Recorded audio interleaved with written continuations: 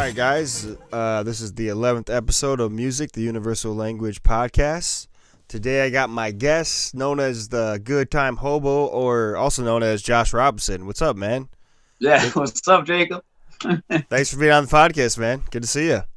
Yeah, dude, thank you for having me. How you been? I've been good. Just working for the man. And That's right. sorry, I'm interrupted. You're good. Yeah, you seem busy a lot. You're a busy guy. Yeah.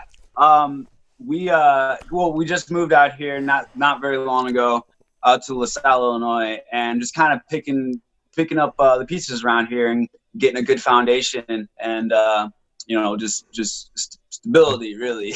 Yeah, adapting and adjusting to a new area. And this is like, how far are you from like Chicago? Like an hour or two? I'm probably, I think from here, I think it was about a 2-hour drive.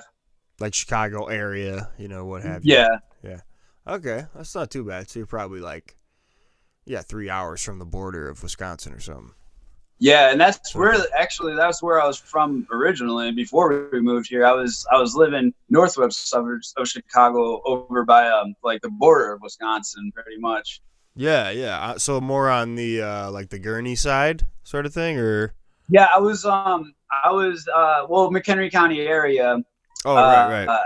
So in that location, that's how I discovered you and your music was playing at some of the venues around the town, and Oh, right on. Hell yeah. Yeah. Yeah, it's kind of those little country towns up north there. It's like they just take forever to get to because it's like you can only take country roads. But like, on a map, it's like doesn't look like it's that far. You know what I mean? Because like it probably take you like over an hour to get to like Beloit. That's where I'm from, but it doesn't. It's just like right over the border, sort of thing. I guess you gotta go west for a while, something like that. I don't know. Yeah, but all right. So how did things start with you with music? So you grew up in the northern part of Illinois. Yeah. Chicago suburbs, kinda ish. Yeah. Well, basically, in my childhood, I was my parents. They kind of just didn't even know what to do with me anymore. I was really just a reckless kind of kid. Right. Yeah. Get in trouble a lot, or what have you? Yeah, so anything that they would like get me into, I would never really stick to it, or and sometimes it wasn't even entirely my choice. Is it like influences from school or just like my folks, and just like, oh, this is how you're supposed to be as a man, Right. I get what you're saying. Right. So as that was going on, I had an interest to try to play guitar. It was electric guitar. It was when I first, that sparked my interest, because to me, I thought that was a good outlet for whatever was going on in my life at that time. And I thought that would be a good outlet for, to kind of get some of these feelings out. And then So I was about to say, when I actually got my first guitar, my uncle got it for me for my birthday. It was electric guitar, and I automatically thought, this is how I'm gonna get a girlfriend. Like, hell yeah. Wait, okay, so which birthday was this? How old were you? I was about 14 years old. Oh shit, yeah, that's what I got my first electric then. I mean, that was the first guitar, so I think that's kind of common, and that's maybe when you start kind of like you're really into music that's like your music, like you've kind of like been into your own shit for a while or whatever, your own taste. Whatever. What were you kind of into? Influences or? Oh, back then, it was all metal. Fuck yeah. Like modern metal, like the metal of. It was like Lamb of God, Pantera, even. But I like when I first started playing, I wasn't even attempting to play like some of the metal bands that I was into at the time. I was still doing like Ozzy and just kind of back in the day stuff. And just figuring out from there.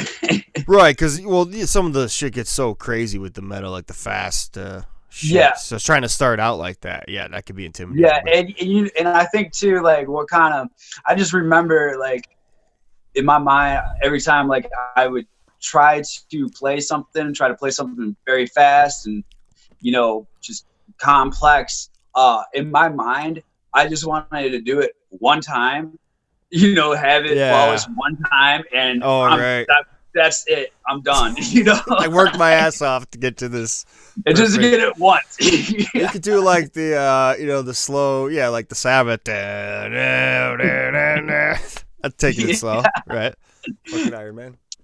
That's cool. So you're kind of into the metal thing, and were you just like playing alone a lot, or you're kind of showing girls that you had a guitar? I was playing alone, and also in my adolescent mind too. I was thinking, I'm like, all right, I can totally get a girlfriend like this. I did. I got a girlfriend, because like my school, they were having talent shows and stuff. And I'm like, oh, I'll bring my guitar, and nice. So I started bringing my guitar and playing and like getting the distortion and doing little riffs and getting some attention and whatnot. And I got a girlfriend. Lost her right away. Oh damn. but I kept my guitar. That was the one thing that stayed with me. Yeah, I mean, well, that's kind of how it works. If that's the way you get her, she'll leave just as quick. Right on. Yeah. So okay. So how long you kind of just like throughout high school, kind of getting good by yourself, or did you eventually end up playing with anybody? So what I would jam with my hometown friends, and who would be playing drums or other instruments. And we would try to set up these, particle band kind of deals. And it never, though, for whatever reason, like, it just was a lot of energy to try to put into having a full set band that was, committed and wanting to practice and just like, just doing this stuff. Well, especially, so you're talking about particle, like the dance, trance music shit, like the. Well, I'm not, well, well, it was. Or no, it was, you were into trying to do the metal still? No, we're still. Yeah, it was metal. I meant like particle as just in like different types of beats. I get what you're saying. No, it's hard to keep it all together, especially when you're young. It's like you don't realize how important that is. I guess you know what I'm saying. Like everyone's got to be like just as passionate about it, and you kind of figure out kind of who isn't pretty quickly. Yeah, and that was the one thing too, because like everyone kind of just took it as a joke, even like the musicians I'm jamming with, it was just really just a joke. And like honestly, some of these guys too had just amazing talent that I wish they were utilizing today. Really, I know. That's how it works sometimes. It's like people have natural skills, but then they don't see that they can actually do anything with it. Yeah, especially when you're young. I don't know. But you said still to this day they still like can shred. Yeah. They're like, you work a day job, whatever. Yeah, so that was so that none of that was really ever picking up, where we would be jamming or anything like that. Never did like a house party show or nothing, or just nothing. I mean, like maybe it maybe be in my friend's basement, jamming and just having a few people over. Right. But that would be the extent of it. And that I think what ended up actually, this is probably where that transition came, with stuff like that going on, and a lot of drinking and a lot of partying, and that was my focus had eventually shifted into, now I didn't want to do anything with music too much. I wanted to party. Yeah, totally. Yeah, so that's where it ended up happening, where I wasn't playing music for quite some time, through my high school, and I was trying to be something that I don't even know how to be or even know if I want to be. Well, and it's like I actually kind of did a similar thing, but like almost as I partied more or experimented per se, I almost like I kept getting into different music more. So in a sense, you almost like you keep studying in a sense, but you don't realize it at the time. You know what I'm saying? So by the time you pick it up again, you're like, well, I got all this influence of shit I've been listening to for the last whoever years. You know what I'm saying? It does have an effect, like for sure. Yeah, probably. there is that silver lining in that, because that's the same thing with me, where I would experiment with different stuff, different drugs, different hallucinogens, and eventually found that metal was not always my jam. Yeah, that's metal. I mean, I love metal for what it is, but it's almost like I couldn't do it all the time. No. And when I was probably like pretty angry. I had a lot of angst, like a teenager. Oh, well, I think, I went to Ozfest, I think 04? Yeah, 04 Ozfest. Or the fuck that was. But, yeah, you know what I'm saying. I think it was more harder on me to like actually accept the fact that I am not this hardcore, just straight metal person. So did you like have the whole... I worked so hard to build this, persona, or this character of myself to be. So you were known as a metalhead in high school, per se. Right, and then now I'm it's Grateful Dead and stuff. So it's just the leap of that. So was it like by the end you were kind of like, yeah, I'm listen to whatever. Well, and then high school, it was really just like, so me, the guy pushing metal music to my friends, right, and just always like pushing all this kind of music.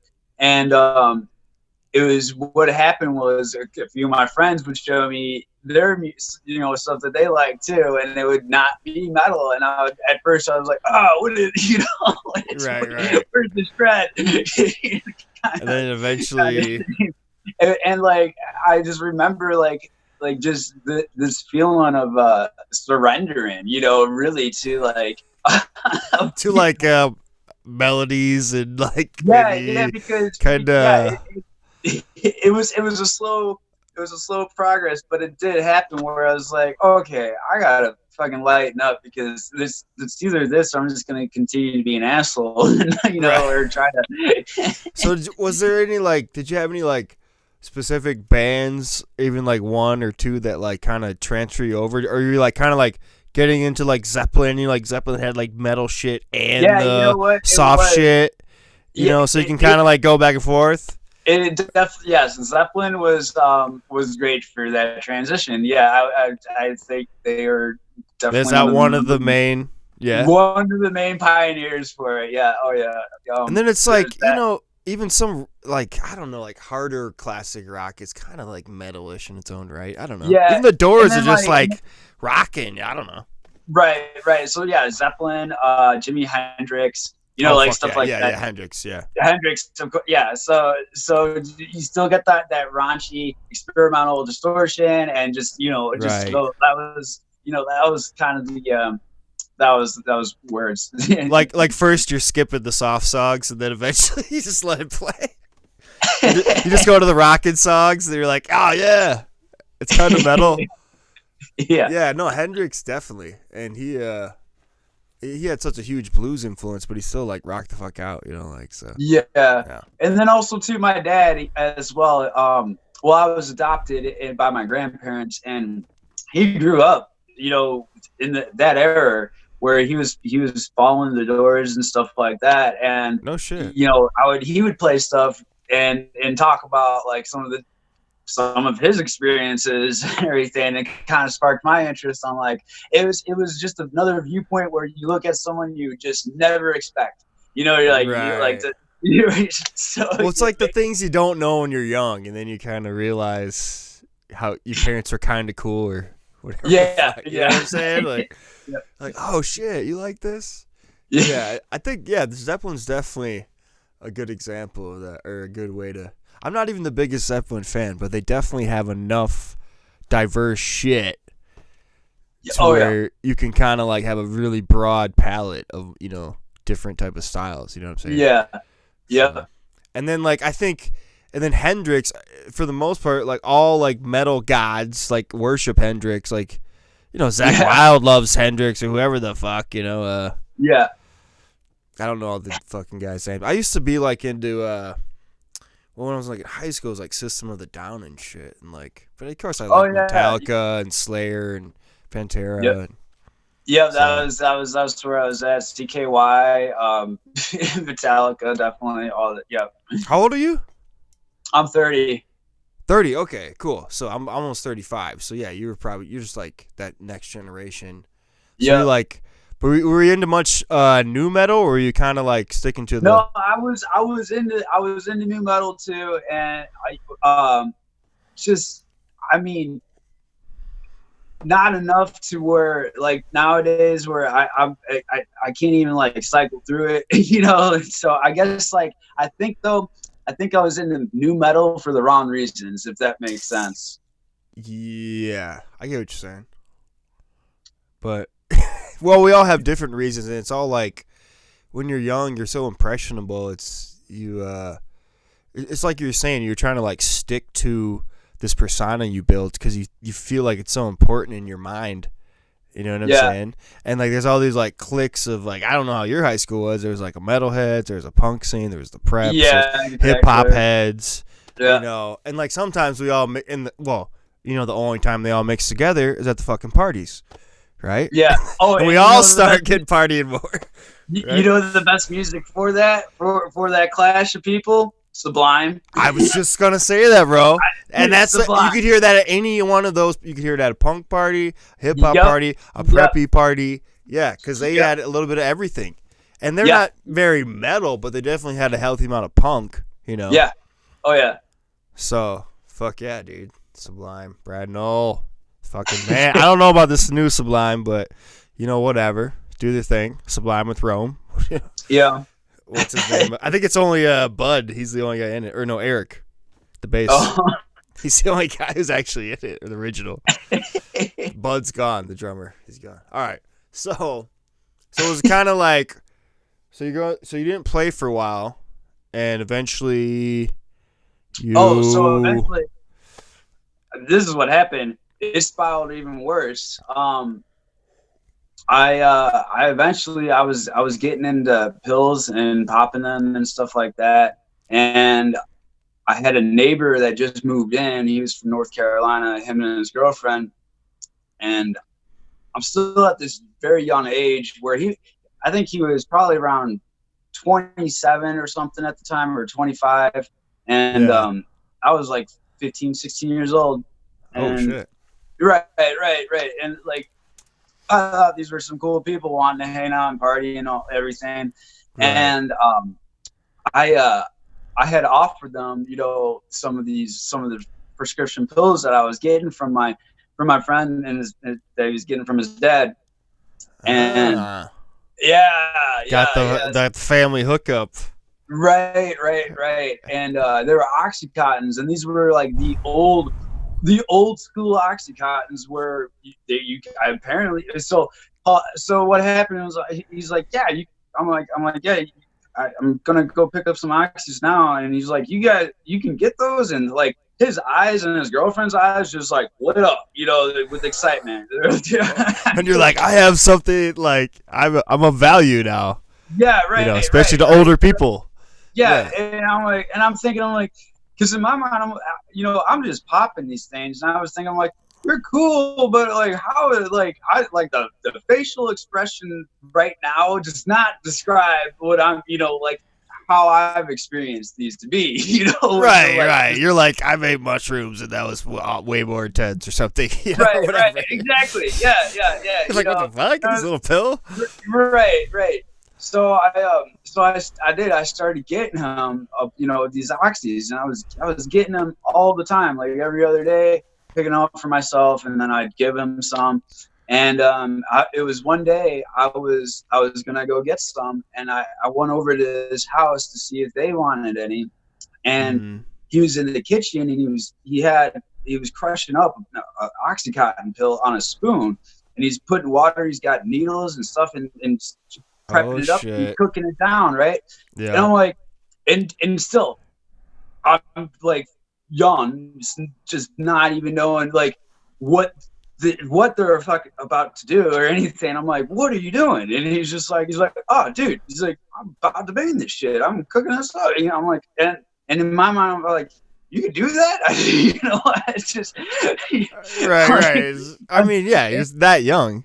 Right. And I'm like, you can do that? And I'm thinking, I'm like, what does that do?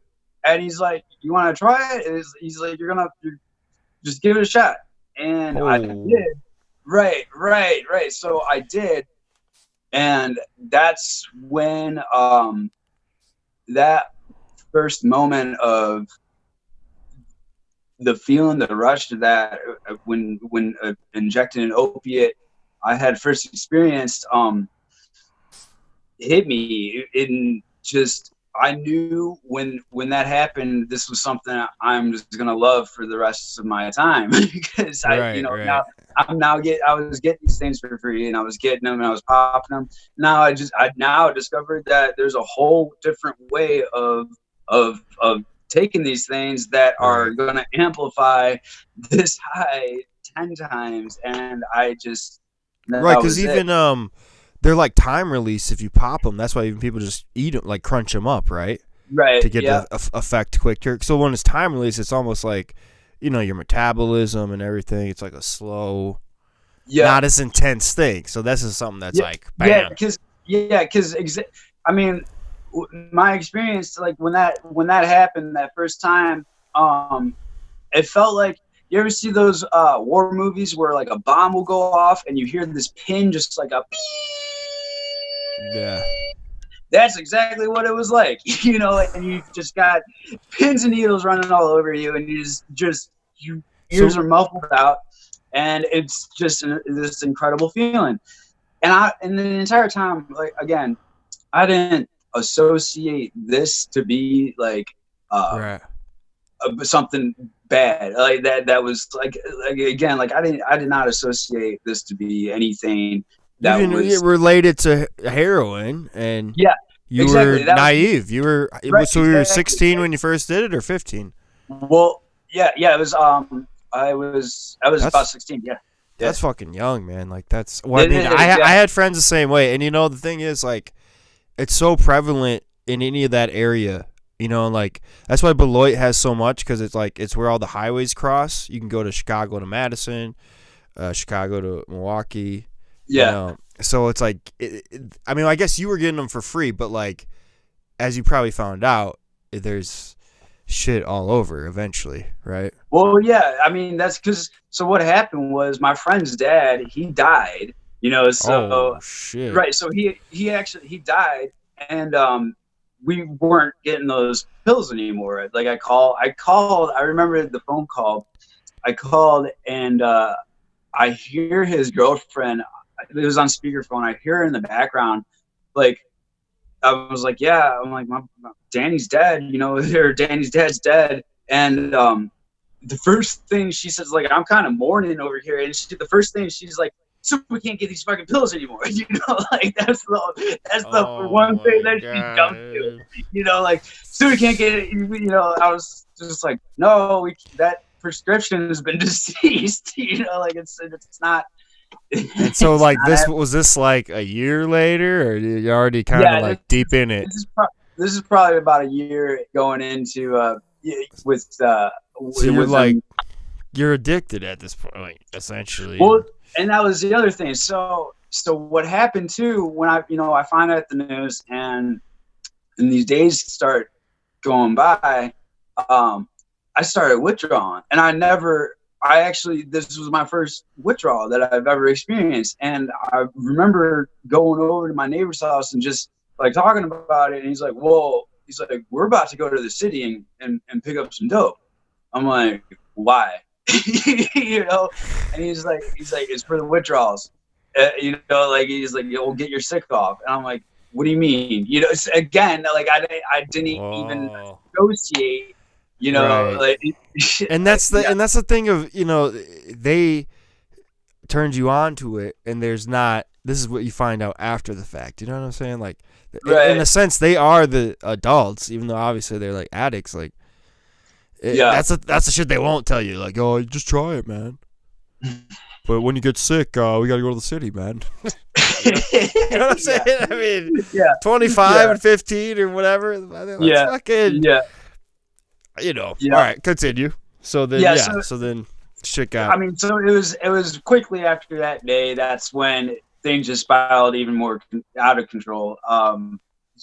yeah, so it's just now I'm not. It's dope all the time, every day, and that Right. was that was how I was operating as a human being, and Damn. it tore actually. Well, the first people that were in my life were like my close friends that I was growing up with. They completely just stopped talking to me. I was shunned, I guess, from Damn. my whole Right. town. Shit, nobody man. nobody wanted anything to do with me. Except for, actually, I had one friend, by the way, again, with someone who was just amazingly talented. He probably one of the best people I've ever seen and heard play guitar in my entire existence. Oh He shit. ended up committing suicide, though, which was unfortunate. And yeah, yeah, his cousin, the band Munyon. Not ringing a bell. Okay, they're like progressive. They're kind of like a Humphreys McGee type of band. Okay. And they're in Yeah, that same area, kind of. yeah, no, yeah. In that same, yeah. I know they do like the after parties and stuff for Humphreys. But yeah, Right his on. cousin's the bass player for that band, which they're really talented. But yeah, he was one guy that even through that shit, he would still come and call and hang out with me, and just whatever I was, going through. He didn't. He He remained had a no judgment. He was a yeah. really good friend. Remained a friend. Yeah, that's cool. Well, and that's kind of like how you figure out, who's like tried and true. And it sucks when people Yeah, turn their back on you just because like they should want to help you, but right. again, being young and I don't even know reputations and And I blah blah think that's blah. what it was. Like, I think a lot of my friends just kind of thought the tough love was gonna help break me out of this whatever kind of Right. thing, and it didn't work. It got worse, So yeah, it tore me apart from. I was to my family, my relationships with them. That was completely shattered. I had moved out and was living with my girlfriend at the time. I had a girlfriend, and I had stopped too. I stopped using. I stopped doing heroin, and she ended up picking it up, which was odd. And this is like, yeah, it was After you odd. got So clean and yeah, shit. And, so it got kind of bad there, and then I got kicked out of her house, and I was not able to go back to my family's house. I was staying with her, and then when that shit happened, I was kicked out, unable to go back to my family's house. And now, what the fuck do I do? Now I'm homeless. damn. And how old are you at This this is point? I honestly, I think I was maybe 17 or 18 years old. I was really Shit. young. I was, yeah, no, So I think you dropped I out of think I was school, 18. obviously. Yeah, Okay. I wasn't in school anymore. That's the one thing. I wasn't in school. I couldn't go to school. Didn't Right. Right. graduate or anything. Yeah, so that was around that. I think I was about 18, maybe 19. It could be 19. But altogether, I ended up being in that state, um, living that kind of lifestyle of just survival of every day, and bearing Right. the elements and everything. I kept doing it for 8 years, and Holy shit. the reason too, and this is what's so bizarre, is that because I did it for 8 years, and towards the end, I remember I put my tent and like where I was staying at night next to these train tracks in a town that wasn't too far from my family, and Yeah. I had the mentality that I was going to kill myself one early morning if I was too sick and I didn't want to go pick up any dope, or whatever. That was it. And the bizarre thing is, the irony is, if the only thing that was like keeping my spirit to even live was to go get high, was to go get heroin. That was it. Shit, That man. was that was it. That's a brutal lifestyle, man. And I Yeah. guess, yeah, I mean, eventually when you turn around, you kind of have like a starting point of where to, come up from, Yeah. right? You kind of get Oh that. yeah. I mean, that's rough, man. And the thing is, I'm fortunate enough to never get too wrapped up in any opiates, but I've had a lot of friends who, one friend who died, and then just like at least two, if not three, who had to, go to rehab. Very similar thing. They got into it in high school. Yeah. And, yeah, so it's crazy, man. And then traveling, you meet so many kids just what you're saying about a train track. You meet train kids and just people living like that out in the tent and shit. It's fucking rough, man. Yeah, and people are still good people. It's just you have a physical dependency. Well, and that was the one thing. Like I hated the world. I hated because and my parents too the entire time, and I did not understand this. They would tell me, they're like, look, we support you 100%, but we won't enable you. Right. And I didn't know. I had no idea what that means. I'm like, what the fuck? Like, I'm eating out of trash cans, And I'm exactly. Right. If you're gonna keep fucking, using, you can't be supported, basically, right? Right. So, so what ended up happening was I was waiting to die. I was waiting to either kill myself or die of an overdose, and I was hoping those were my two options that I was kind of gearing up for. And by blessing in disguise, I again had got and through this I kept getting arrested on different shit, for paraphernalia, just a bunch of different random stuff, and again, so a blessing in disguise had happened. I was arrested while I was on 2-year felony probation that had already been revoked 5 times. It wasn't even supposed to be a felony probation. It just because it got that. Right. Damn. So I got arrested again. I was in and out of jail. But the last time, and this is where that was the state of mind, my mentality, living by the train tracks. I had gotten arrested, and all my charges and everything, they wanted me to serve prison time, and the offer, what they were going to go for was 7 years at 85%. Oh shit. So I was thinking, I'm like, 7 years, 85%, like what the fuck? Like, I don't deserve this, like, is there anything we can do? I don't want to go, now my mentality is completely changed, and like, because like, if I don't have death, I don't want prison, Exactly. So. Damn. So what? They had different option, plea bargain, or what the fuck?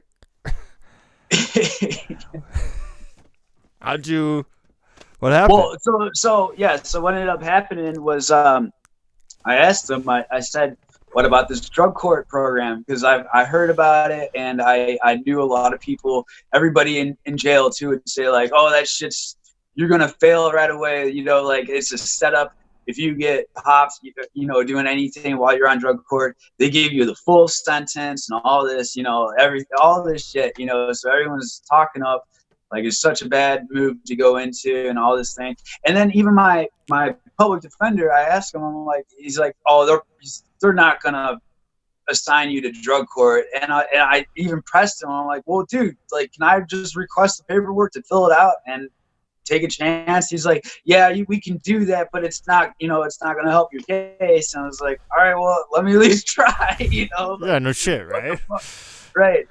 And so I did. I got the paperwork. I filled it out, turned it in, and then I was accepted. I was accepted for drug court. Of course you were. Thanks, public defender. And it's basically it's just an intense probation where you got to go to the courthouse 3 times a week. You're taking a piss test, and then you also have you got groups throughout the day It's like 5 hours of outpatient groups, and then you also have to go to like the AA and NA meetings or whatever, like whatever Right. sobriety, recovery groups that are available. And were they like giving you like the methadone shit or no? Oh no. I was just like I've been in a lot of different rehabs, and this wasn't part of that. This wasn't. Well, I when I first had sought for treatment, again, I think I was doing that for the wrong reasons. I was doing it to please my family, just to show them that I'm making an attempt, trying to better myself, and I was taking Suboxone. And what really it was just, it was almost just like a fucking babysitter for when the day that I didn't have Suboxone, I knew right away I was gonna go. I was just waiting, really, pretty much. Yeah. That was it. And because it was how do I believe something? How do I believe in myself? At this point, like how when so like I just knew. I knew it was not gonna. So I had a lot of different attempts with that, and with rehabs and the treatment programs afterwards, and they put you on Suboxones and everything. I will say, if there is out in Waukegan, Illinois, there is a treatment program where they firmly believe Suboxone should only be used for the beginning trial of your withdrawals of like just a week or 2 weeks, and that's it. And then they kind of lean it. Yeah, I have a friend who he didn't even really get that bad into opiates, but like he's convinced that he has to take it every day for like the rest of his life. And it's like it's a low milligram or whatever, but it's still like, bro, like you don't need to be dependent on any type of opiate, period. Right. No matter how small or prescribed. Exactly. Yeah.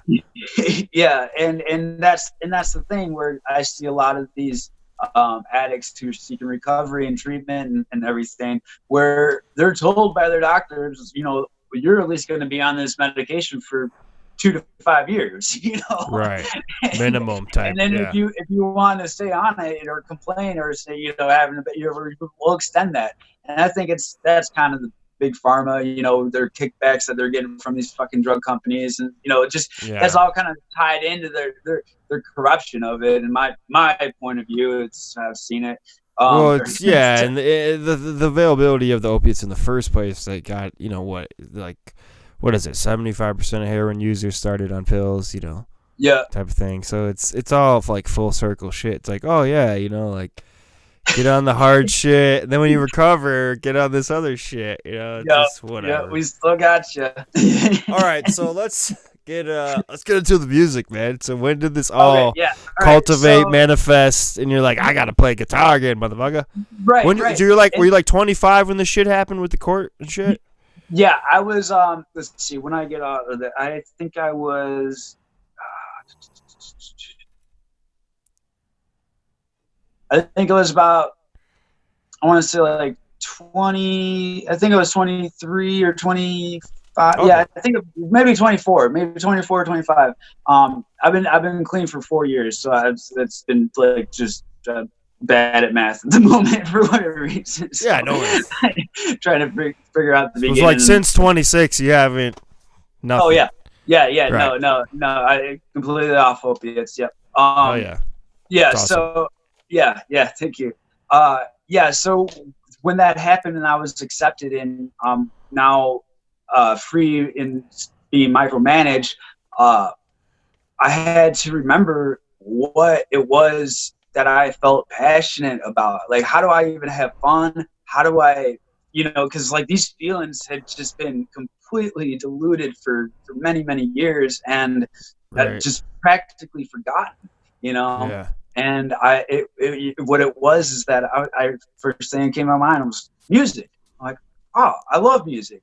And it was odd because when this was happening, I'm like, I want to go see some live music. And there was a local music festival that was playing like the weekend coming up. And I thought, I'm like, perfect. I'm gonna go to there, and I did. And what happened too is also while I'm at this music festival, hallucinogens. I remember I was just like, okay, how do I? Like, I'm like, now I'm here. Like, what did I used to do? I'm like, all right, I'm gonna try tripping, and I did, and that experience brought so much dark rooted things inside of me that I was now forced to see of who I had become and who, like what, yeah.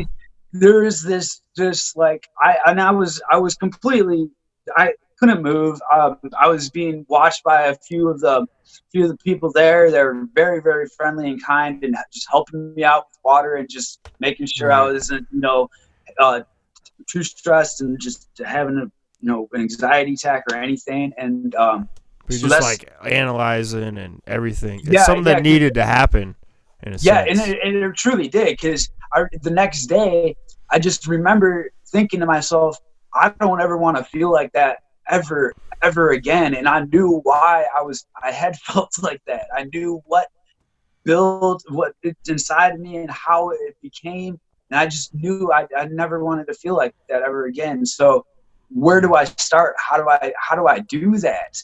And I come to find out I was spiritually broken. I didn't Right. know, and that's what it was.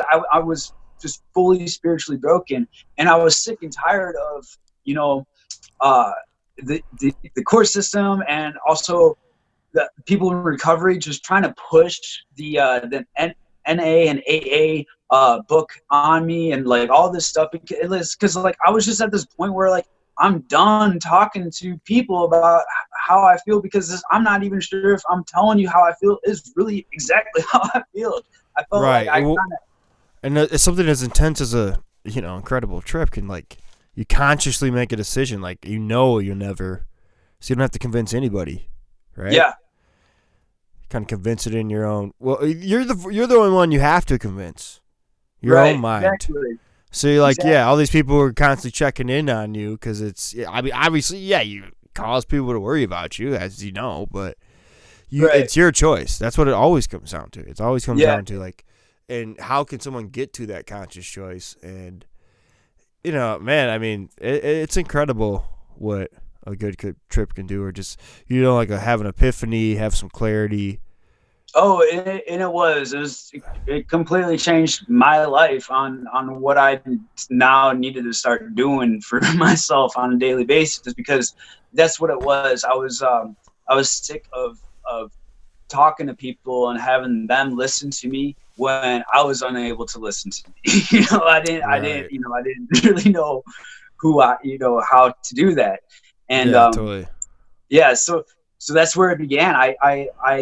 I'm like, well, how do you do this? And luckily there was a Blue Lotus temple right by my town, which is a Tibetan Buddhist temple that Yeah, practices I've heard of it. mindful meditation and metta meditation, love and kindness, where you're working on loving yourself.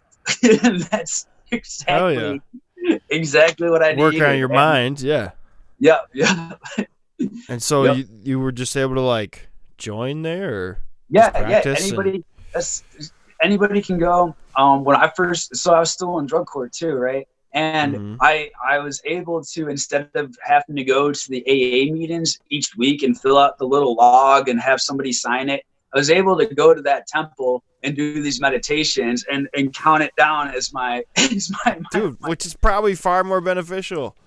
well, that's what they saw it as too. They're like, well, this is, you're practicing, something to help your recovery. And I was felt very strong about it, because what happened was when I went to this place, I was so freaking nervous. I couldn't even complete a full sentence. Like there Right. was something inside me. I muttered like a few words, like, Josh, drug court, and just like I want to meditate. right.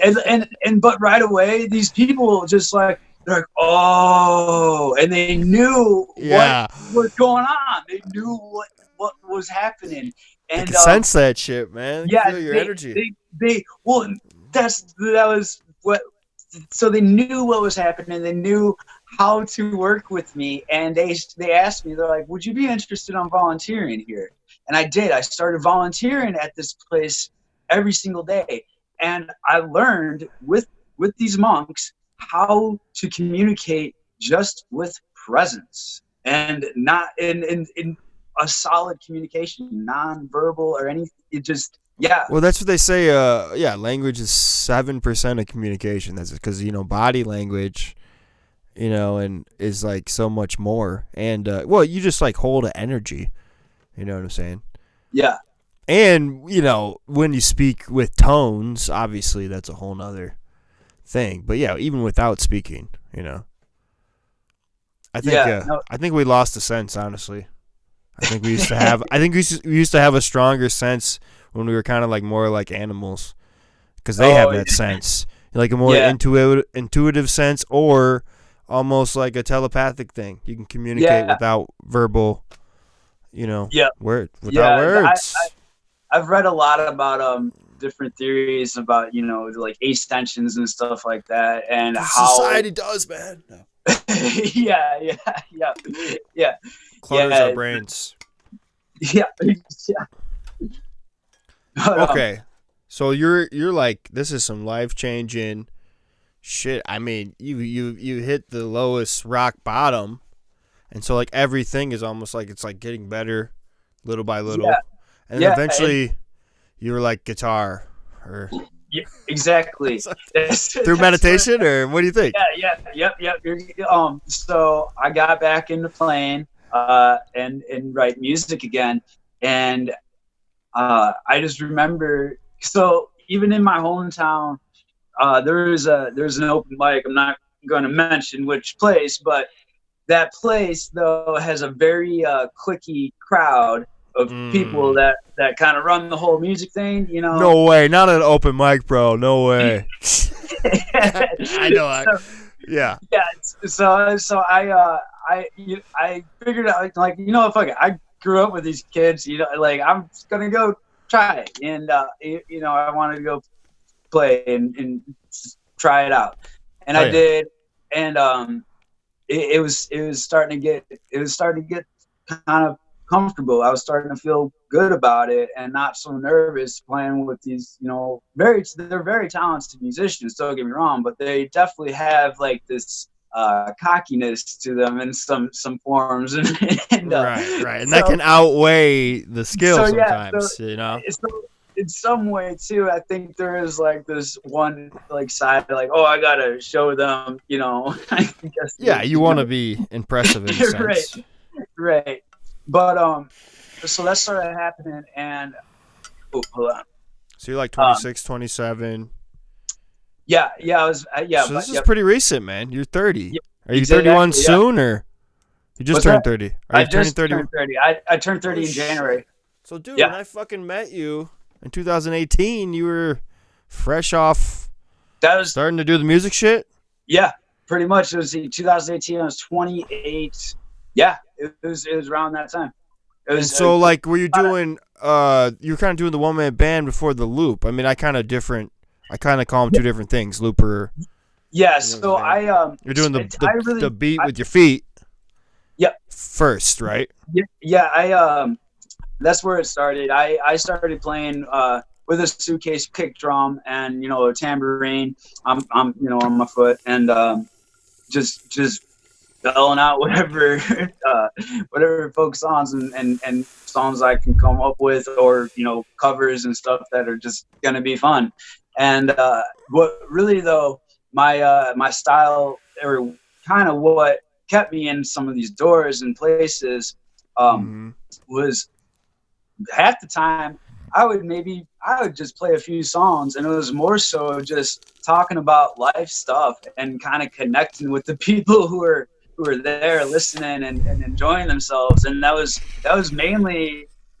all I really loved. That was it. I would just talk to people, and share stories, share experiences, and just doing this while being on stage, and just like having a conversation with them. It feels like it's like intimate in a sense, and you and that's get the right people to listen. That can be cool. Yeah. Yeah, exactly. So that's basically what it was. I really felt uh, really good about some of the things that, storytelling and just metaphors even, and kind of segue into some of the stuff that I would write, and then just like transitioning it out, and that That's was cool. it. Yeah. Oh yeah, and to be like just accepted by your local kind of music scene is always cool. Just And that like, was another thing too. you're working at it. You started with the open mic, and then they start getting a couple gigs and all that shit, right? Yep. So but now you kind of not only do you do the loop, you kind of do more instrumentals than anything, right? So you kind of doing more lyrics and singing with the one man band setup with the suitcase. So now what it's a full loop setup. When I first started just playing my acoustic, I had a little loop station pedal, and I would kind of do some stuff, some ambient, spacey kind of stuff with it, and I would even talk, while there's a loop going, and just kind of chat about whatever kind of like worldly stuff's going on, and just again still build that connection with everyone in the room. And I think there was just something that sparked where I had been inspired before by Keller Williams, really. And I just remember I'm like, you know what, like I think I would like to upgrade my looper station, have a multi-track where I can bring in different sounds and take them out. And so that's kind of that was I'm like, I'm gonna try it, and I always hear that was again too where like other musicians who were doing that, or not, or who tried it and stopped doing it, they would just talk so badly about it. Exactly. Right. So it was almost like really already my dreams are being killed. Like, bro, I want to try it.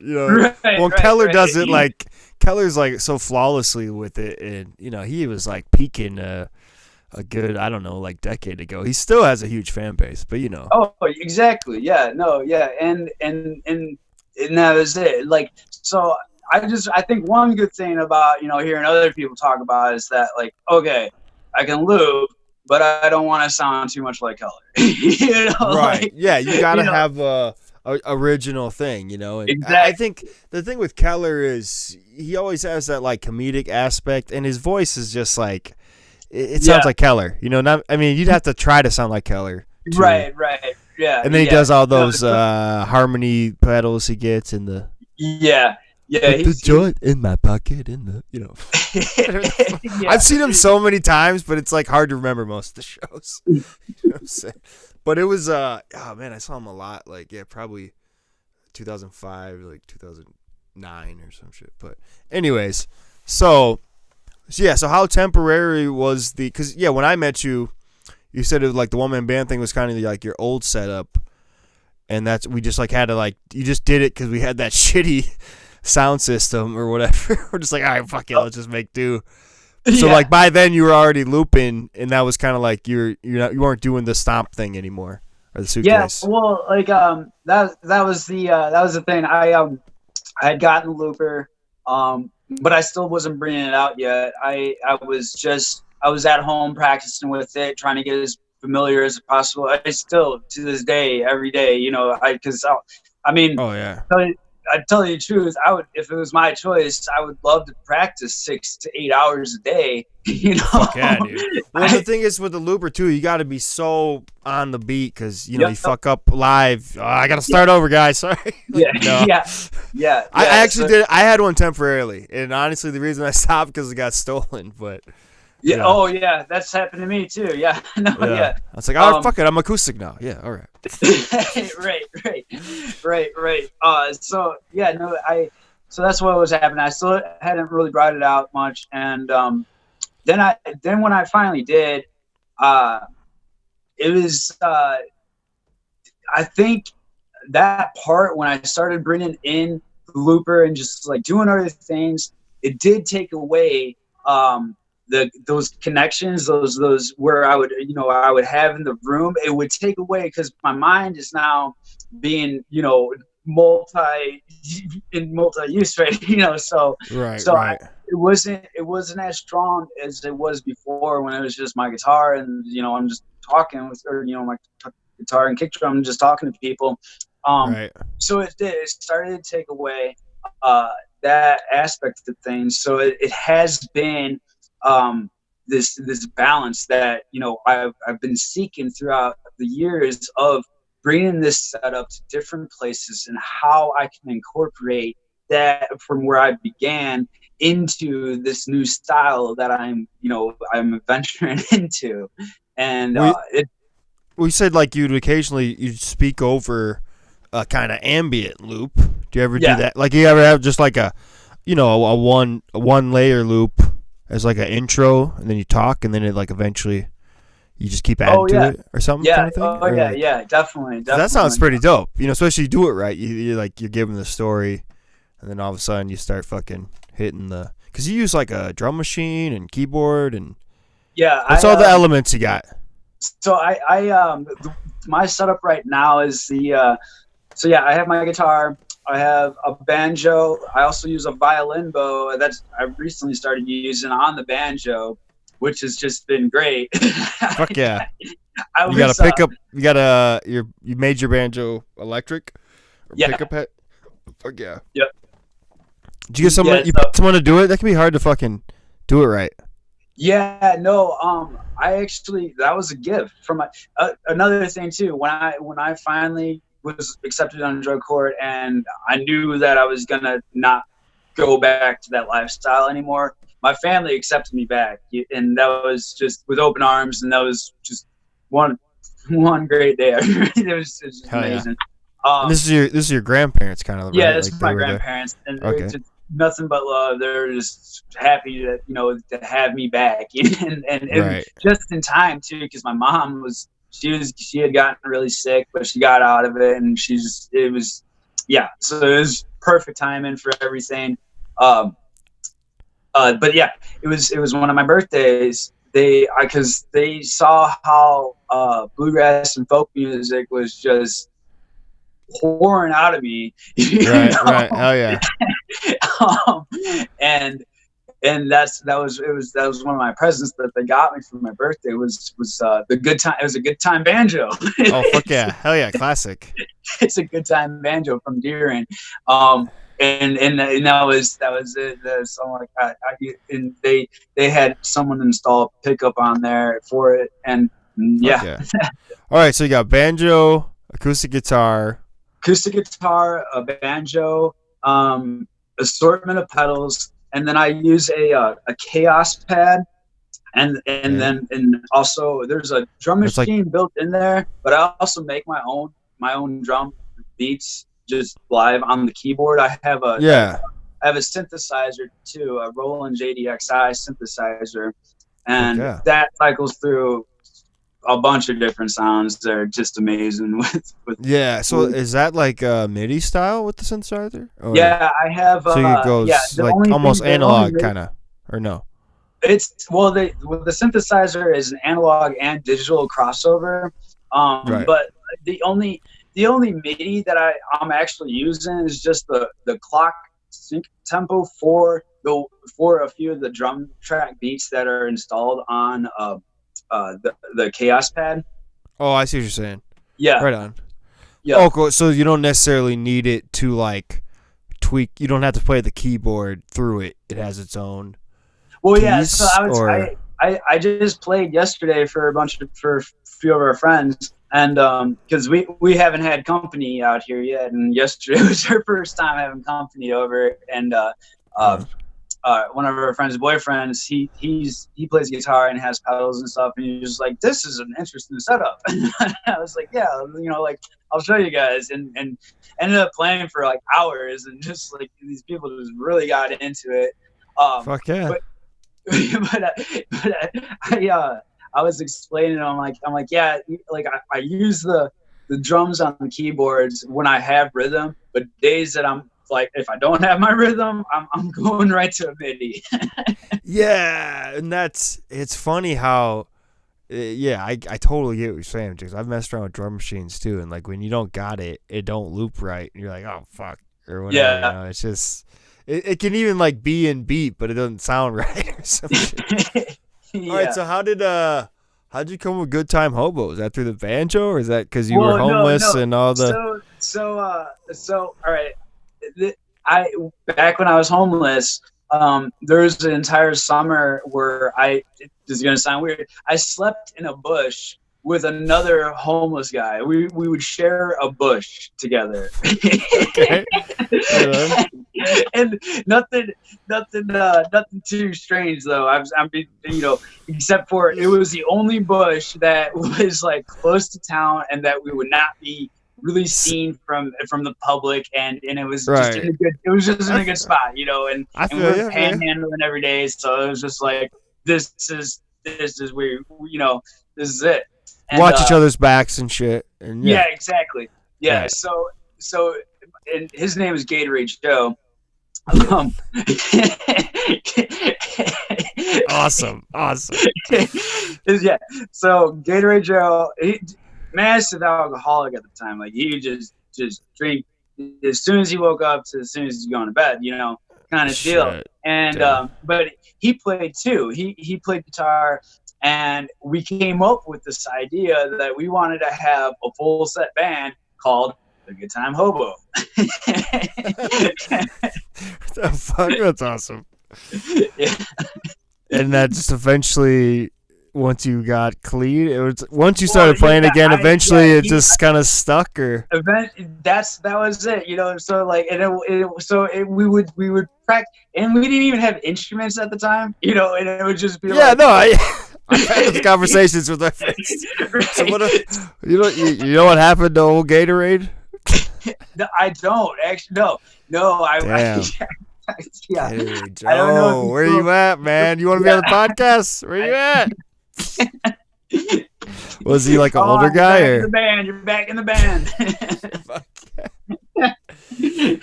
Oh shit. Okay, so then that's stuck. That's cool, man. You guys were actually hobos. It was just a crazy idea. Fuck yeah, dude. But, all right.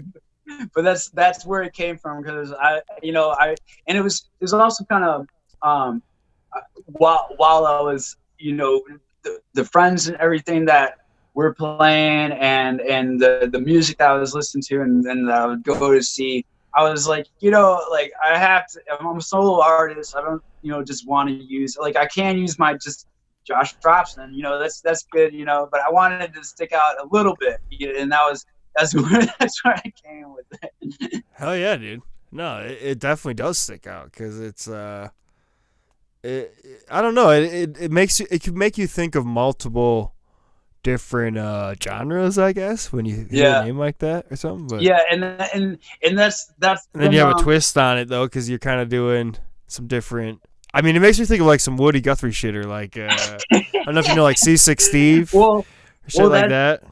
That's the thing. Like especially this past winter. So winter, I seem to get deep depressions, right? And that's, it hits me hard. The Northerners, man, the winter blues. Yeah. So it'll hit me hard, and they can last for a very, very long time. But while this winter just happened, I was able to really practice my instrumental stuff.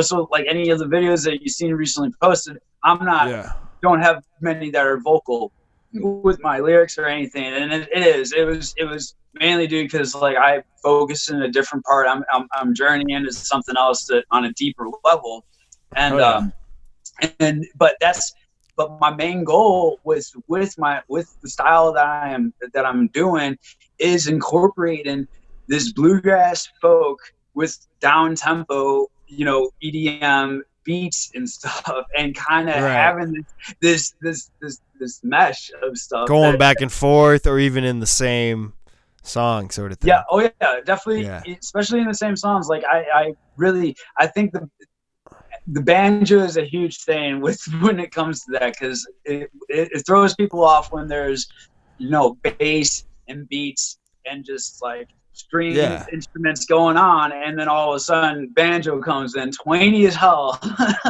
Yeah, I like that shit though. I mean, it's fusion, right? But it's Yeah.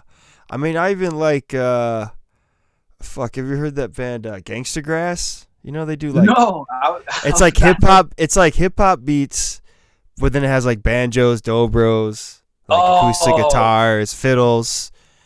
damn. And it's kind of like, it's not like some lame, you know, this pop country shit where they're trying to sound like they're rapping. It's not like that. It's actually some like down home, you know, shit. They actually sing, and then they'll have rappers on it. But like the drum, at least minimum, the drum beat is like very hip hop influence, which it's like, in a way, it's like rock in its own right, or whatever, the blues rock or some shit. But nice, you know, nice, it's dope nice. shit. But no, that's cool. I like when people mix styles like that, especially live, if you can go back and forth. And it, you know, sometimes, you know, not only do you want to, but it's like appropriate. You know, you fucking jam out on one song, has all these layers, and the next one you're kind of like talking or doing something more mellow, maybe even straight acoustic, or you know. Right, and that's one thing that I love doing with it so much, is that there's this sense of freedom that, you know, where you can do multiple things or just do one thing, or you know, and it's just it feels very good, and I enjoy it very much. Yeah, and I think, you know, one thing I always loved about the looping is that, I mean, really, every time I play any song, I never play it exactly the same. You know, I'm not that type of player, but like with looping, it's like even more that, like, it's like this, like you said, it's like how you're feeling. Like, is your rhythm on or whatever? It's like this, it's like your vibe of the moment. Even if you're playing the same song every time, you can get into a whole nother jam, just depending, you know, the improv, you know, basically. Yeah. So that's cool, man. I dig that shit. So, okay, so you're kind of like gigging, slowly. You haven't. When did you start doing the loop live? Or you haven't done it that much, or you've done it? Started doing it. It was okay. So when I was working at Stonehouse and doing stuff there, that was a blessing too, because now I'm able to practice on a stage and like get very, very, very familiar and comfortable with this setup on, you know, yeah, okay, in Stonehouse, that's a farm you lived on. It used to be like a Grateful Dead thing. Who owned it? Or so no, it was a campground, and it was mainly just used for music festivals. And we and the owner, when he like had us staying there, because he didn't even live there or nothing. He's living in Chicago doing this yoga studios and everything. He's just like, just do whatever you want, pretty much. You know, like if you guys can get festivals going, that's great. You know, if you can't, whatever. He's like, whatever money you can bring in here, like that's, you know, it's really how it was, you know. And but it wasn't his focus anymore. And we threw some beautiful music festivals. Our first tester one was it was a 1-day event. And it went really, really well. We got a bunch of our friends, you know, people I know, come out and play and just help, you know, support the cause and try to keep this thing going, you know, this place thriving. And so we did the first one.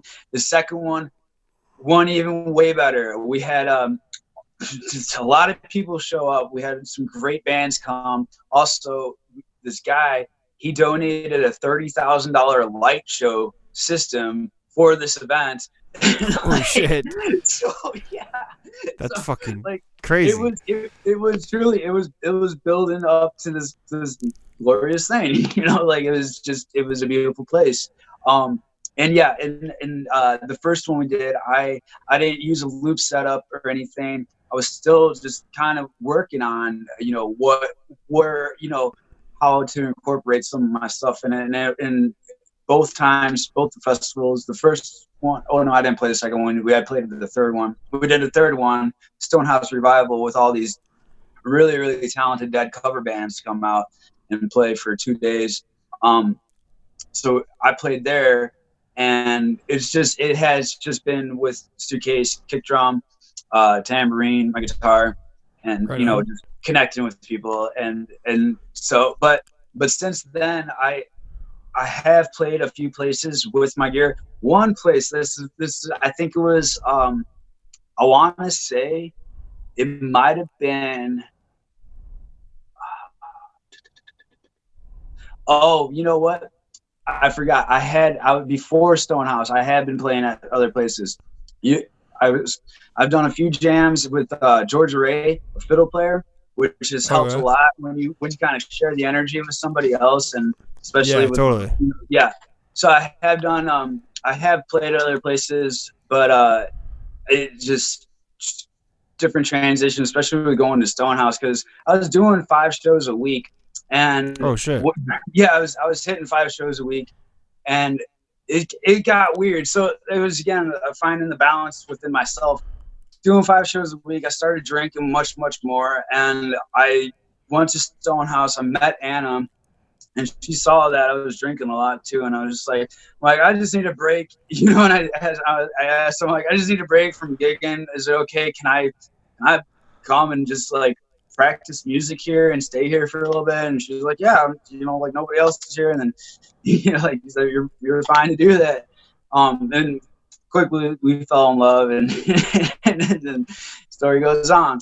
But it's been right on. But you never went back to the 5 gigs a week? Or no, to where I you were? didn't. So when I let me take a break. All right, never mind. Yeah, when I started staying at Stonehouse, everything changed. Yeah, everything did change. I was quickly helping to manage this campground, and just kind of get not only my life back into some sort of order, and into figuring, it was kind of figuring out a direction of where I'm going to be leading myself into, and also with this new relationship and everything that was going on. So yeah, it was put on hold. I canceled a lot of stuff, because in the few things that I did make it to, it was very hard. During that time, when I saw you play at Vibe High, I had played a set there. Yep. That even just doing that one show, that one thing, it was fucking hard. I felt drained, and it was very difficult, and I wasn't even, having that kind of lifestyle where it was gigging a lot and out late and doing, so I wasn't really accustomed to it so much. But yeah, did you play twice at that festival, or I can't remember? No, just that one time, or I played the one time. I don't even think I messaged them the second time. But the last time, I know the last time that they had it, they asked I could come back there, but I just didn't. It was another thing that I was kind of in the transitions of doing different things, and it just myself, my energy just was not allowing me to go to do this. I did another festival. It was a family gathering festival in Iowa. Played there, and that was a rough one too. So there was something telling me that okay, you definitely just got to put a hold on stuff and refocus your thoughts and your energy into something else. And this is kind of what I needed to do, because we're living at Stonehouse inside a trailer. This is not going to last forever, right? And eventually, the property went away. He stopped paying his bills, and the bank came, they took it, and so and then we were still squatting on there, aha, and then one day, so this all kind of happened, and then you're like, oh shit, I got to regroup. Yeah, on the music tip, anyways. Yes, so it all kind of happened, and we were like, "Fuck, we got to regroup." Because that was right after I met you, right? You had that one last festival, and then or you didn't do that last one or something, right? From Vibe High. Because at Vibe High, you were telling me about one you had in October or September. Oh, then that was no, I played that. Was the last one. That was at Stonehouse. But didn't it kind of end shortly after that one, sort of? That was the last year? It was after that festival. We did a Thanksgiving, and it was just our close friends. Actually, and I did play a loop set there, which was really good. And then also we had to manage and run other people's festivals at that time. That that came and paid for to do that. So there was, man, the amount of work that goes into it is just it's just unbelievable. It's crazy, man. Yeah, for sure. But trying to do it on your own. Yeah, exactly. It was me and Anna, and then when we would have volunteers come in or whatever, they're now like that was even a hot mess. We had volunteers completely messed up and just not doing their jobs, and just like we ended up having to do the work, making it harder. Yeah. It's supposed to be helping, but made it harder. All right, so and that's almost up until recent, and that's kind of what you've been on, kind of like honing the sound. Yeah. You working somewhere full time? You said you're doing. We're door dashing and picking up odd jobs. Right now. Actually, I think we're going to be trying to get into warehouse distribution. It's not far. It's like a Walmart warehouse distribution.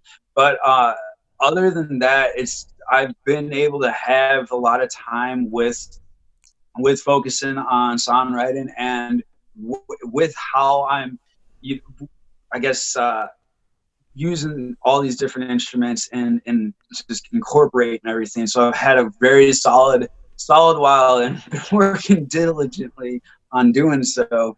So I started reaching, because even during this time, I've had people reach out to see if I wanted to come play at their places, and I've just been turning them down because I just, Damn. And then you realize, like, oh shit, maybe I should have. But yeah. So you just do stuff on occasion now, kind of, or? Well, no, that was the thing. I'm just getting into this area. I have I got the one at the sports bar, but that's right. It happened yesterday where, after my friends were here and our friends were over and I had played, I was telling Ann, I'm like, I'm ready for the big stuff. Like I want to get back. I think I'm ready for the big stuff. And like it's so weird because like I feel that I'm more than ready for the big stuff, the big shows, the big productions. Fuck yeah. And but I'm like, in a way though, forcing myself to go back into these smaller establishment and venues. But I think I kind of think that's how I've always been, where I work very hard on, and even backtrace a little bit and still work hard. Like I guess there's a fulfillment of that pays off to me in some sort of way. Oh, right. Yeah, no, like just the process of getting the sound together. Yeah. Yeah, no, I mean, there's no shame in like, doing dive bars or whatever, smaller gigs.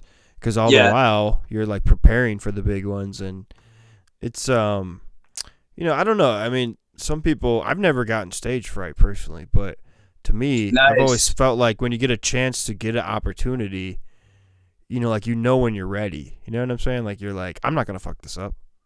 I don't know. Yeah. It's because all the while you're doing your thing and getting everything, you're prepping, so to speak. Yeah. The preparation process. So is that kind of what you're in right now? And then you just occasionally will get stuff when it's kind of convenient, or it has been like that right now. I'm kind of waiting though for these new possible job opportunities to come, and to where we're more financially safe.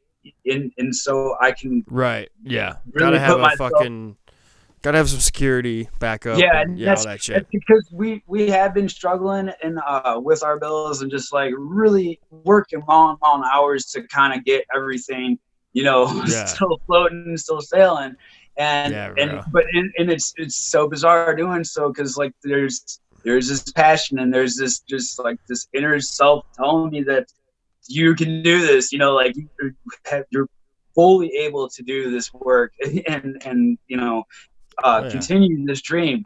Right. So, but I want to be secure before that does happen.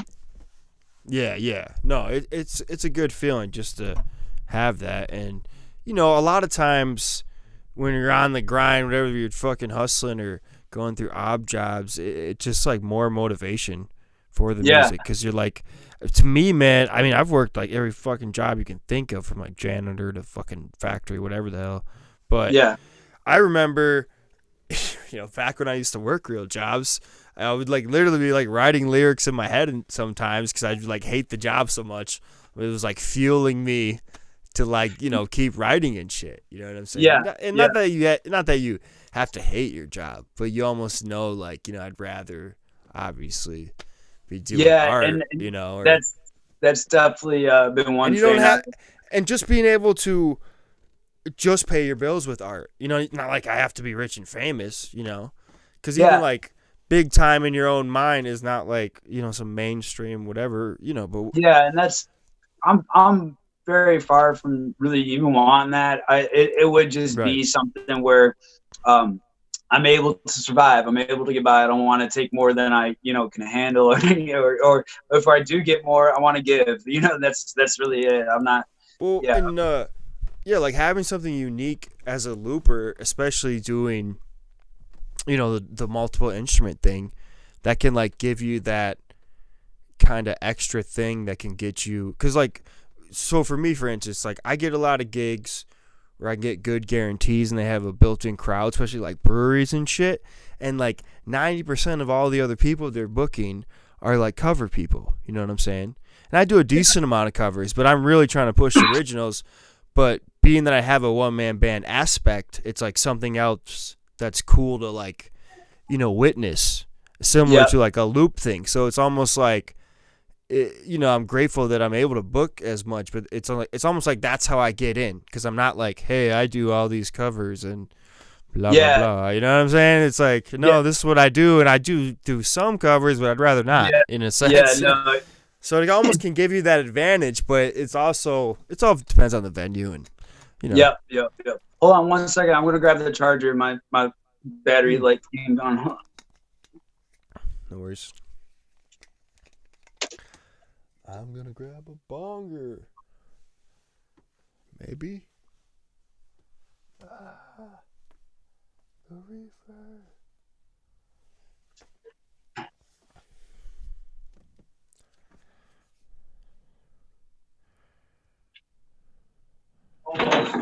Also. Oh, hold on. Oh. There you go.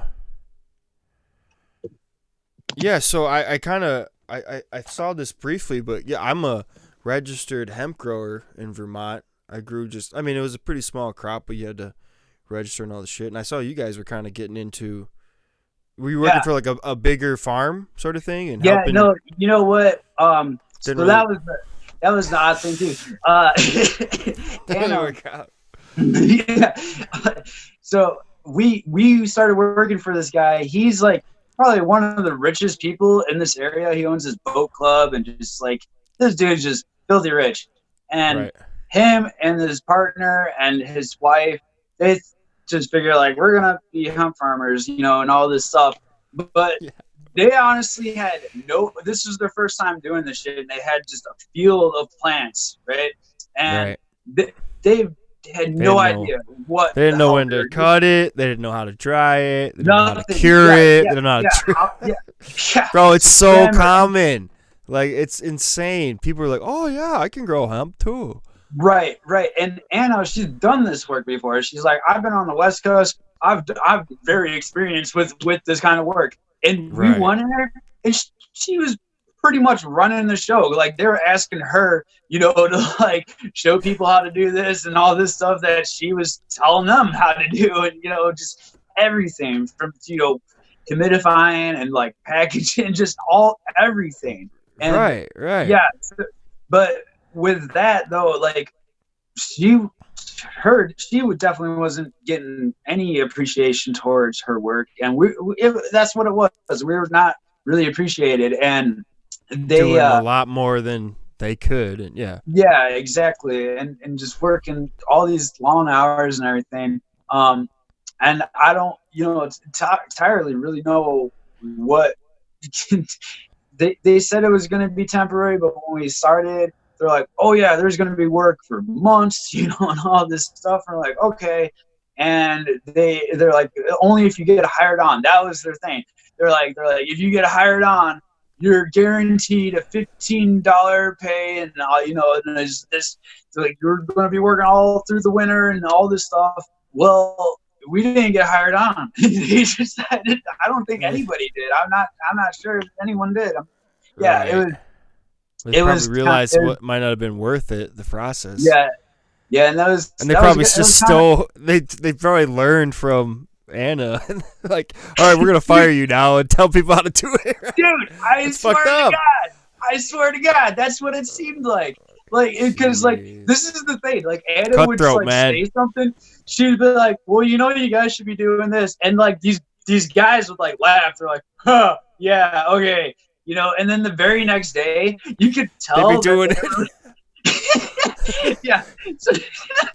So they'd like laugh, like, "All right, yeah, sure, we'll be doing that." And then the very next day, like, you could tell they went on Google and like searched what she had said or something like that, and they're like, "Oh fuck, she's actually right. She knows what she's talking about. We're doing it like that." So like, okay, so the Vermont thing, it's been they were like legal back when Kentucky was, like in like 2014 or something. And so like they've been kind of ahead of the game, but since it went federal, and it's super rural here, it's like super country, mountainous, farmland all over. Like it was like the previous year was like 500 registered growers, and then this year was like 2,000. It like quadrupled, and it's the same fucking thing. There's all these people who are like, oh, you can get 10,000 an acre. And they grow like fucking 3,000 plants. They have no experience. Yeah. They think they're gonna just like cash it all in and turn it into oil, and it's just gonna be like CBD. And the fucking fucked up thing is, people don't know shit about mold or bud rot. Yeah. So they're fucking processing the shit with that in it, and it's like, dude, that contaminates it. That ain't medicinal, bro. Yeah. Like you gotta. That's the whole point of trimming. You're making sure you get all that shit out, and curing and drying. Yeah. You know what I'm saying? And so like it's super common, like all these people just have like tons of product and they have no idea what to do with it. They made an investment, get no return, and like I actually grew some shit that like it looks just as good as the regular, and I mean, it's not like, whatever, getting rid of it or anything, but it's definitely really good, and like there's people just have no experience. It's crazy, man. And I mean I almost appreciate it because it never should have been obviously illegal in the first place, and like it's cool that people are trying to like get on the hemp craze, but if you're not gonna do it right, you literally have to go on fucking Google and double check. Because you don't even know basic shit, and it's like people who don't even know shit about plants, and it's like I don't know. I mean, I've done a lot of gardening and shit, and not with just that plant, but I used to live on the West Coast. I used to live in Colorado and Northern Cali. So it's just crazy. The CBD craze. But so that was pretty temporary. I probably just like caught you guys. You're like, yeah, hemp. We're working here. On the social media. Like, oh, cool. Everyone's hemping. Well, she's gonna be a CBD representative with one of our friends who has been doing this for quite some time, and they're out in Wisconsin. They got some their production going out there. So, and it's always quality tested, for the pureness and the CBD and everything. And they're definitely on top of it. Right on. And now Illinois is like legal with the regular too, so. Yeah. It's just getting crazy, man. Well, like I said, it should have never been illegal in the first place. And that's the whole thing too. My buddy said that his daughter went and picked up an eighth from one of these dispensaries, just paid $80. $80. That's insane. Well, and that's the thing. Like after, Cali went legal, they, first all the black market started plummeting, but now it's like they have 50% tax there on the Cali. So now everyone's going back to the black market. Like Yeah. people aren't, or the dispensaries are for like tourists, you know, or whatever the fuck. Like people Yeah. who like who never know anybody, basically. Yeah. Sense, but yeah, it's just crazy, man. But I guess it's inevitable. Hopefully, it keeps going that way, or shit, I don't know. Yeah. Maybe they'll let Bernie win. I don't know. What's going on? But yeah, man. What else? Where can people find you, man? When's the new music coming? Yeah. I've been writing songs.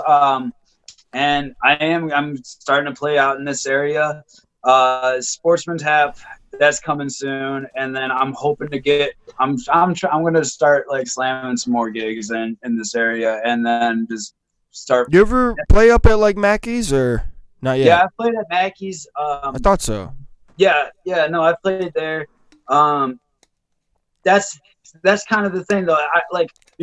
I want to start in this area to where I'm like, fully able to go out of state again, because I did when I first started playing my solo and just Suitcase or just even guitar and everything.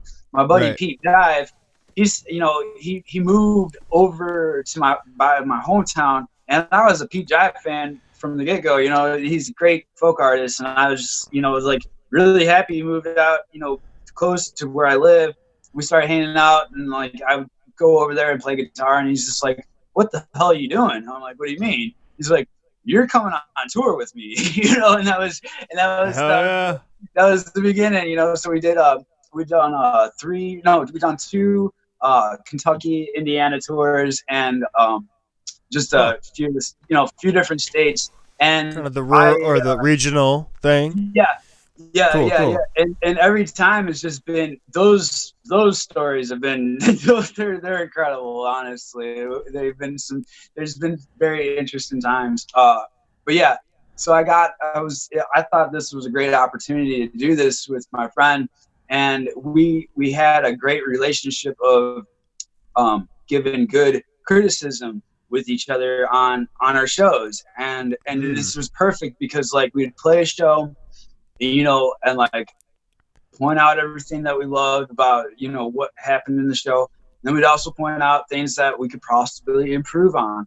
And as we're doing this, we're going to the next show, and we'd play at the next show and kind of watch for these things that we are doing within, that we like, become aware of. And that's fucking cool, man. That's cool. You can have a relationship with like that, Yeah. There's no like ego getting in the way or what have you. Yeah, and that's fucking musicians and their ego. No, sorry. Yeah, exactly. That's cool, man. So so you did a couple tours regionally, and so is that like inevitable? You'll get back out with him? You guys still friends? I'm not sure if, because I know he's part of the band now, and okay. With what you're doing with Mix as well, is that? What's that? Are you sure? Sorry, I'm thinking like the loop thing might not mix well with the folk thing, or no? Yeah, it's possible. We did. It was actually a Maggie show where we split the time where, I played a set, he played a set, and it did. It mixed. It worked. It was good. Right. But so I mean, it is possible. I haven't been in touch with him for quite some time. I mean, we're now like Facebook friends, and anything that pops up that one of us are doing, it's super like or whatever, heart, kind of deal. Yeah. Yeah, you paid attention. Yeah, well, that's how we do with so many people. Cause right. And so like I know he's definitely always will be my brother and everything. But I'm kind of interested on the tips that I was able to pick up and that he was able to pick up, and like for me just to go on my own out of these states, and because that was the main thing when we did these tours. That was kind of the whole deal, was with these venues that we go and play at, was he was trying to help me get into some of these places, and these people were definitely wanting me to come back, and they really liked what I was doing. And that was, I guess that was, again, Pete helped me out like with getting into these places and just helping another musician in that aspect And yeah, well, you're naturally learning shit as you're experiencing it with them. You know what I'm saying? Like how to do gigs and. All right. So yeah, where people is Facebook your main thing where people can find you, or right now it is recordings on SoundCloud or anything, or no, not just SoundCloud, the videos. I will be having some stuff put down pretty soon. I haven't had. Hey, come on, brother. Hey, what's up, man? Oh man, these kids have way too much energy. Wow, shit. What do you expect? 11, 13? Shit. Yeah. No, I will be recording soon. I've had a few people ask me to go to their studios and record, but they live like hours away, so it'd be a whole day for me to go record. Driving and right. You almost want to crash there to make it more worth it, sort of thing. Right. And just at the moment, I'm not financially at a place where I'm able to take these days off. Even if I take a day off, I'm wanting to rest. Yeah, no, totally. You need that shit too, man. Right. So I'm just kind of building, saving money, build my own recording studio so I can put more music out there and quality sound. I'm very, very picky on quality sound. Hell yeah, dude. That's important. When we have a lot of tools to make it kind of easier to get quality in a sense, you could tweak it on your own nowadays, equalize and all that shit, mix and master. If you get good at it, whatnot. But cool. Yeah, man. I'm looking forward to hearing some shit. I'd say, you could come out here. I'm even further away. I do a lot of shit in my home studio. I would see. That's the trip I would do because again, you're another musician that I love what you're doing. Because like the other people, they're like sound engineers. They don't play music, so it really wouldn't be like me to go out, hang out too much, and just like have a good time with other people and jam. It can be a whole nother experience, the recording process when just like being in that comfortable aspect, or to me the point is like to make it as personal as possible. You know what I'm saying? You got to be fucking super comfortable to do that. Yeah. Which, not to say you can't at a studio, but it's almost like mentally preparing more. Yeah, and that was the other thing too of like what I was gearing towards the home studios, because like as loop artists, like I love to be in my own headspace to get as comfortable and experimental with that, and if I'm at another place and trying to lay down a perfect, whatever, that it might be a little bit more difficult with like those distractions. Well, to me, I think, because I kind of like want to start, I used to make music like this more, but to me, with a looping aspect, it would be doper to like, let the layer or like the drum beat layer or something ride for a while before actually like improvising. Yeah. So then it's more like the layers are more like constructed, which obviously you might do anyways, but it's like, is it more improvised when you're doing it on the spot, right? Or you have some type of it's more direction?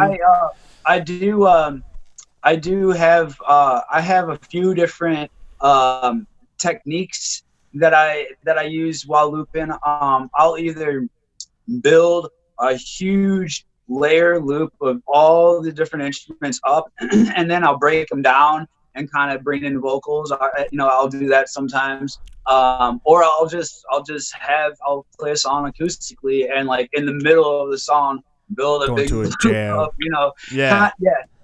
so I have a couple different methods of how I do it, but it's that's cool, man. I think I just think with looping, the studio magic you could do with looping gives you like a whole nother aspect. But no, that's cool. Either way you could, and that's the beauty of it too. You could do like both methods and just see what works better.